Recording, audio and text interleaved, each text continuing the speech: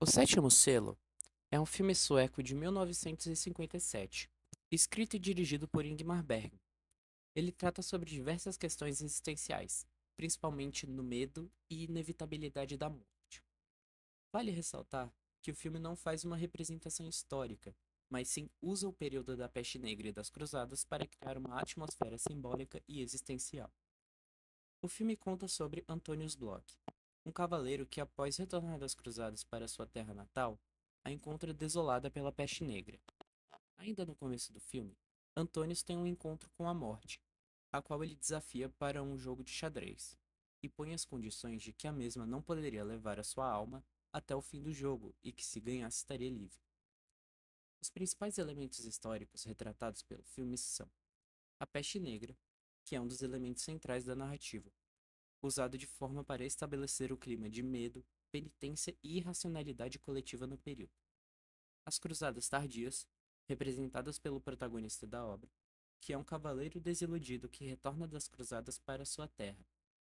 A figura do mesmo representa os vários cavaleiros que retornaram de campanhas desiludidos com a fé cristã, como também a ideia medieval de um cavaleiro cristão que enfrenta uma crise espiritual. O aspecto do fanatismo religioso, muito presente na realidade da época que o filme se passa, é mostrado através de cenas da queima de uma mulher acusada de bruxaria, fiéis se chicoteando durante uma procissão da igreja, o medo constante do juízo final por conta da peste e as explicações de que a praga seria uma punição divina.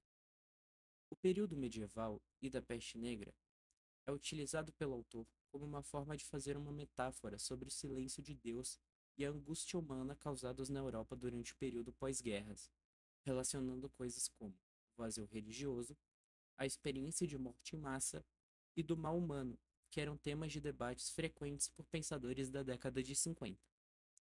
A morte em pessoa jogando xadrez com o cavaleiro funciona como um símbolo atemporal, que serve para evocar a consciência moderna de finitude após Hiroshima, nazismo e outros genocídios ocorridos na primeira metade do século XX.